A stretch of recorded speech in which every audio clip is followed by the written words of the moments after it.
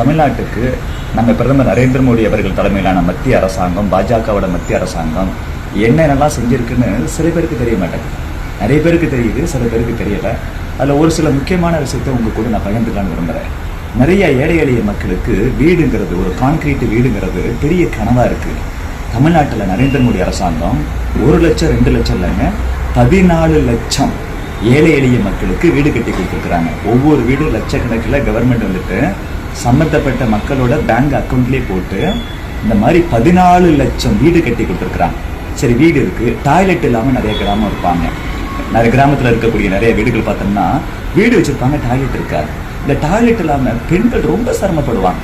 நீங்கள் ஓரமாக போகணும், காலையில் சூரிய உதயத்துக்கு முன்னாடி போயிடணும், அதுக்கப்புறம் ஈவினிங் பார்த்தோம்னா இருட்டுன்னு அப்புறம் தான் போகணும். அந்த மாதிரி ஒரு சூழ்நிலை. இதனால் நிறைய பேர் பார்த்தோம்னா ரொம்ப பாம்பு கடிச்சு, பூரான் கடிச்சு, தேடு கடிச்சுலாம் இறந்து போயிருக்கிறாங்க. சமூக விரோதிகளால் தொந்தரவுகள் சந்திச்சிருக்கிறாங்க. இதை பார்த்து நரேந்திர மோடி என்ன செஞ்சிருக்காருன்னா, தமிழ்நாட்டில் இருக்கக்கூடிய 65 லட்சம் வீட்டுக்கு, 1 லட்சம் 2 லட்சம் 10 லட்சம் 20 லட்சம் இல்லைங்க, 65 லட்சம் வீட்டுக்கு டாய்லெட் கட்டி கொடுத்துருக்கிறாரு. ஒவ்வொரு டாய்லெட்டுக்கும் 12,500 ரூபாய் பணம் அவங்க பேங்க் அக்கௌண்ட்ல டெபாசிட் பண்ணி டாய்லெட் கட்டிக்க சொல்லியிருக்கிறார். வீடு 14 லட்சம் வீடுகள், டாய்லெட்னா 65 லட்சம் டாய்லெட்ஸ். அதே மாதிரி பார்த்தோம்னா இந்த கேஸ் ஸ்டவ் கனெக்ஷன் இல்லாமல் நிறைய பேர் கஷ்டப்படுவாங்க. இந்த சமையல் எரிவாயு அடுப்பு இருக்குல்ல, அது வந்துட்டு முன்னாடிலாம் காசு கொடுத்து தான் வாங்க முடியும். நரேந்திர மோடி ஐயா பார்த்தாரு, ரொம்ப சிரமப்படக்கூடிய ஏழை எளிய மக்கள் இந்த விறகடுப்பில் சமைக்கிறாங்க. இதனால பார்த்தோம்னா அவங்களோட உடல்நலம் பாதிக்கப்படுது. எந்த அளவுக்கு பாதிக்கப்படுதுன்னா, 1 மணி நேரம் விறகடுப்பில் சமைச்சு அதில் வரக்கூடிய புகையை சுவாசம் பண்ணால் நுரையீரல் எவ்வளோ தெரியுமா பாதிக்கப்படுமா? 400 சிகரெட்டு குடிச்சா எவ்வளவு பாதிப்பு வருமோ அவ்வளவு பாதிப்பு வருமா. இதை பார்த்து நரேந்திர மோடி என்ன செஞ்சாருன்னா, தமிழ்நாட்டில் இருக்கக்கூடிய 41 லட்சம் பேருக்கு, 41 லட்சம் வீடுகளுக்கு இலவசமாக கேஸ் ஸ்டவ் கனெக்ஷன் கொடுத்துருக்குறாங்க. இவ்வளோ பெரிய விஷயம். அதனால அதே மாதிரி கிராமப்புறங்களில் பார்த்தோம்னா இந்த தண்ணி, குடிக்கிற தண்ணி, புழங்குறதுக்கு இந்த மாதிரி தண்ணி இல்லாமல் ரொம்ப சிரமம் பண்ணுவாங்க.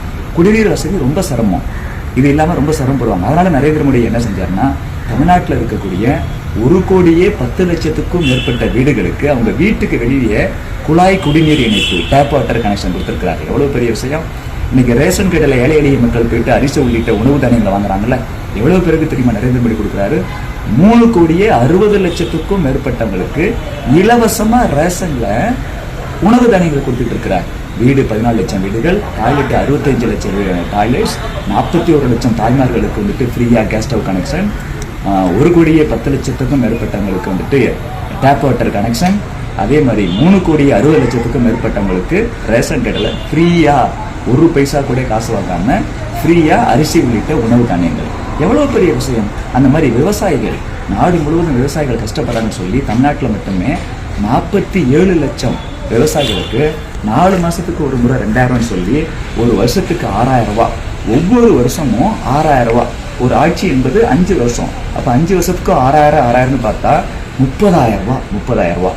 இப்படி 4 மாசத்துக்கு ஒரு முறை 2,000 ரூபாய் தமிழ்நாட்டில் இருக்கக்கூடிய 47 லட்சம் விவசாயிகளுக்கு நரேந்திர மோடி தலைமையிலான மத்திய பாஜக அரசாங்கம் கொடுத்துட்டு இருக்கு.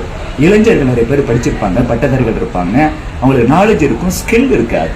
அவங்களுக்கு ஸ்கில், ஒரு திறன் மேம்பாட்டு பயிற்சி கொடுக்கணும்னு சொல்லி தமிழ்நாட்டில் இருக்கக்கூடிய 9 லட்சம் இளைஞர்களுக்கு ஸ்கில் இந்தியா திட்டத்தின் மூலமா அவங்களுக்கு பயிற்சி கொடுத்து இன்னைக்கு அவங்க எல்லாம் நிறைய போய் பிரைவேட்ல வேலை பார்க்கறதுக்கு ரொம்ப உறுதுணையா இருக்குது. இதனால இளைஞர்கள் வேலை இல்லாம கஷ்டப்படக்கூடிய அந்த துன்பம் நீக்கப்பட்டிருக்கு, துடைக்கப்பட்டிருக்கு. எவ்வளவு பெரிய விஷயம். பெண்களுக்கு செஞ்சிருக்காரு, ஏழைகளுக்கு செஞ்சிருக்காரு, விவசாயிகளுக்கு செஞ்சிருக்காரு, இளைஞர்களுக்கு செஞ்சிருக்காரு. நரேந்திர மோடி ஐயா ஆட்சிக்கு வரதுக்கு முன்னாடி பார்த்தோம்னா நாட்டில் நிறைய ஏழை எளிய மக்களுக்கு பேங்க்ல அக்கௌண்ட்ஸ் இல்லை.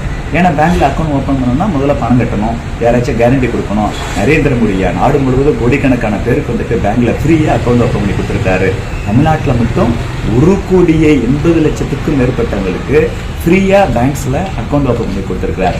இதனால மத்திய அரசாங்கத்தோட பல திட்டங்கள் தமிழ்நாட்டு மக்களுடைய பேங்க் அக்கௌண்ட்லயே அந்த பணம், பொருளாதார உதவி நேரடியா வந்து சேருவதற்கு இது உறுதுணையா இருக்குது. எவ்வளவு பெரிய விஷயம். யோசிச்சு பாருங்க. நிறைய பேர் இன்சூரன்ஸே போட மாட்டாங்க, ஏன்னா பிரீமியம் அதிகமா இருக்கும். நரேந்திர மோடி ஐயா இன்னைக்கு லைஃப் இன்சூரன்ஸ் மத்திய அரசாங்கத்தோட ஆயுள் காப்பீடு திட்டத்தின் மூலமா தமிழ்நாட்டில் 1,20 லட்சம் பேர் பயனடைஞ்சிருக்கிறாங்க. அது போல ஆக்சிடென்ட் இன்சூரன்ஸ், விபத்து காப்பீடு தமிழ்நாட்டில் 2,50 லட்சம் பேர் பயனடைஞ்சிருக்கிறாங்க. அட்டல் பென்ஷன் யோஜனா. ஏதோ கவர்மெண்ட் வேலையிலேயே இப்ப வேலையில இருக்கிறவங்களுக்கு மட்டும்தான் பென்ஷன் கிடையாது, ஏழை எளிய மக்களுக்கு எல்லாருக்கும் பென்ஷன் கிடைக்கும்னு சொல்லி தமிழ்நாட்டுல 54 லட்சம் பேருக்கு அட்டல் பென்ஷன் யோஜனா மூலமா பயன் கிடைச்சிருக்கு. அவங்க எல்லாம் பயனாளிகள் அதுல சேர்ந்திருக்கிறாங்க. அதே போல சாலையோர வியாபாரிகள், பெரிய பெரிய பிசினஸ் பண்றவங்களுக்கு பேங்க்ல வந்துட்டு லோன் கொடுத்துருவாங்க. சாலையோரத்துல வந்துட்டு வியாபாரம் பண்றாங்களே அவங்களாம் கந்து வீட்டுல போய் வாங்குவாங்க. 10,000 ரூபாய் பணம் வேணும்னா காலையில 10,000 ஒரு ஃபைனான்ஸ் போய் கேட்டா அவர் 1000 ரூபாய் பிடிச்சிட்டு 9,000 தான் கொடுப்பாரு.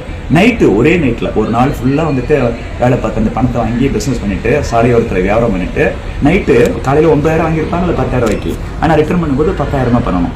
1000 ரூபாய் ஒரு நாளைக்கு இழக்க வேண்டிய ஒரு மோசமான சூழ்நிலை இருந்துச்சு. அதனால நரேந்திர மோடி ஐயா பார்த்து தமிழ்நாட்டில் இருக்கக்கூடிய 4 லட்சம் சாலையோர வியாபாரிகளுக்கு லோன் கொடுத்து 1000 கோடிக்கு மேல லோன் கொடுத்து உதவி இருக்கிறார். இப்படி தமிழ்நாட்டில் இருக்கக்கூடிய அனைத்து தரப்பு மக்களுக்கும் வாரி வாரி வழங்கியிருக்கிறது மோடி தலைமையிலான மத்திய அரசாங்கம். அதே போல இந்திய அரசியல் வரலாற்றில் இதுவரைக்கும் இல்லாத அளவுக்கு, எந்த மாநிலத்திலும் கொடுக்கப்படாத அளவுக்கு, நரேந்திர மோடி ஐயாவோட சொந்த மாநிலமான குஜராத்துக்கே கொடுக்கப்படல, நாட்டிலேயே அதிக மக்கள் தொகை கொண்ட பிஜேபிக்கு அதிகமா ஆதரவு அளிக்கக்கூடிய உத்தரப்பிரதேச கூட இல்லாத அளவுக்கு தமிழ்நாட்டுக்கு மட்டும் எடப்பாடி பழனிசாமி என்ன முதலமைச்சராக இருக்கும்போது ஒரே வருஷத்துல 11 மெடிக்கல் காலேஜ் வாரி வழங்கினது நரேந்திர மோடி அரசாங்கம். வேற யாருக்குமே கொடுக்கல.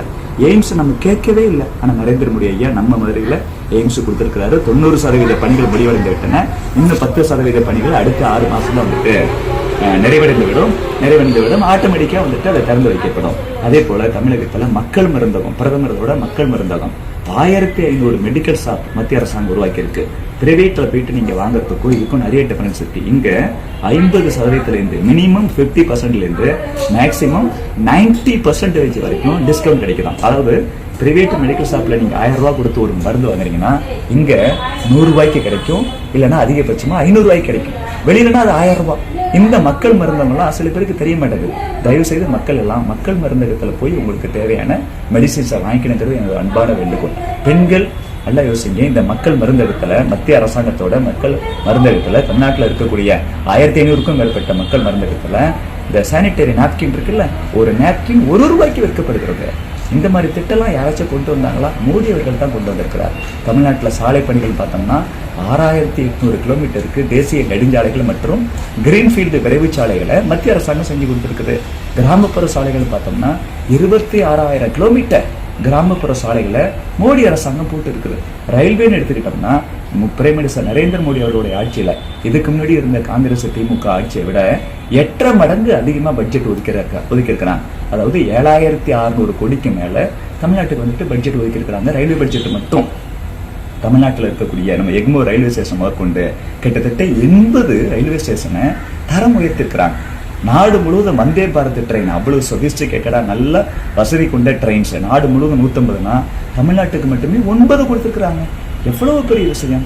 ஏர்போர்ட் எடுத்துக்கிட்டோம்னா நீங்க சென்னை ஏர்போர்ட்டா இருக்கட்டும், திருச்சி ஏர்போர்ட்டா இருக்கட்டும், நீங்க மதுரை ஏர்போர்ட்டா இருக்கட்டும், தூத்துக்குடி ஏர்போர்ட்டா இருக்கட்டும், இதுக்கெல்லாம் 1000 கோடி ரூபாய் வந்துட்டு பணம் ஒதுக்கி புதுசா முனைத்து ஆரம்பிச்சிருக்கிறாங்க. பில்டிங் கட்டி கொடுத்துருக்காங்க.